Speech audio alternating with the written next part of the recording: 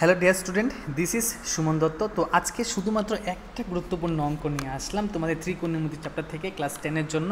এই পরীক্ষার মধ্যে খুবই এরকম পার্টের বা এরকম সিস্টেমের অঙ্ক চলে আসে, তো ভালো করে বুঝবে এটা কি কি করতে হবে, কিন্তু খুবই ইজি যদি বুঝতে পারো।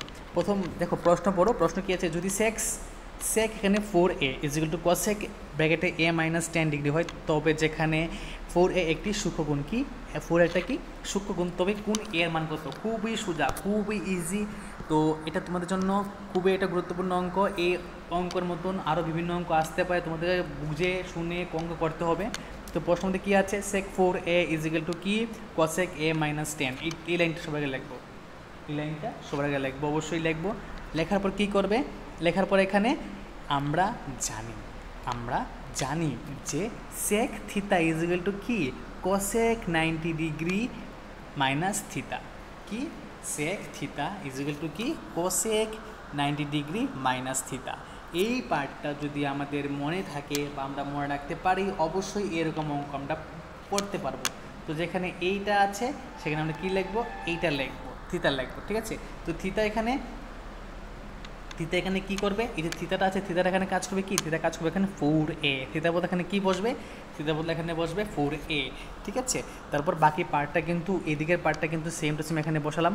বসিয়ে এখন দেখো ইন্টারেস্টিং জিনিস কি, দুই দিকের থেকে কসেক মিলে, এদিকে কসেক মিলে, এদিকে কসেক মিলে, তাই এদিকে এটা কেটে দিব।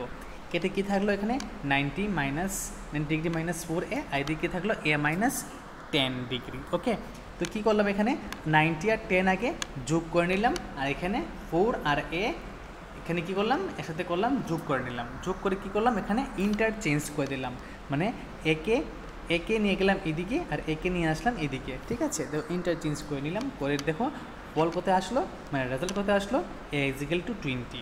তো আমাদের পরীক্ষার মধ্যে কি চেয়েছিল, আমাদের পরীক্ষার মধ্যে চেয়েছিল যে যদি sec 4a is equal to cosec a - 10 হয়, তো সেখানে যদি 4a একটি সূক্ষ্মকোণ হয়, মানে থিতা সূক্ষ্মকোণ, মানে এখানে কি, এখানে থিতা কাজ করবে, ওকে হয়, তবে কোণ a কত, তো কোণ a কত 20। তো ভালো করে একবার দেখে নাও, আমি এটাকে সাইলেন্ট মোডে তোমাদেরকে আবার দেখিয়ে দিচ্ছি।